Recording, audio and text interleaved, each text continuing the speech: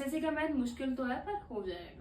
अगर आप बिगनर हो और तैयारी शुरू कर रहे हो तो आपको ये नहीं है कि सीधा आप ट्रिक्स पे चले जाओ, नहीं, पहले आपके कॉन्सेप्ट स्ट्रॉन्ग करने हैं। जिस दिन कॉन्सेप्ट आपके हो जाएंगे ट्रिक्स ऑटोमेटिकली आपको समझ में आनी स्टार्ट हो जाएगी।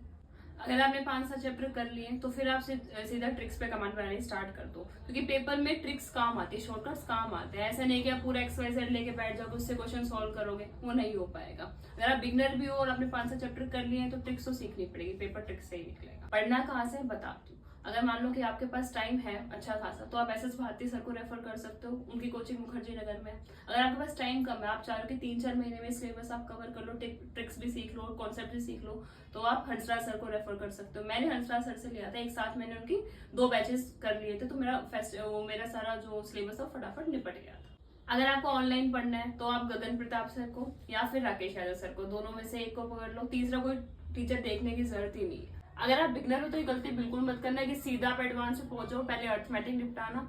और एक बात और कि आप कुछ टॉपिक्स क्लब करके पढ़ो, for example pipe and system हो गया, टाइम एंड वर्क हो गया, ये वाले जो होते हैं इनमें सेम ट्रिक्स लगते हैं, काफी इंटर रिलेटेड है, तो पहले इनको कंप्लीट करो। मान लो CI SI है तो ऐसा नहीं कि CI आजकल SI कल कर रहा है, एक साथ करो उनको, तो काफी हेल्पफुल होगा आपके।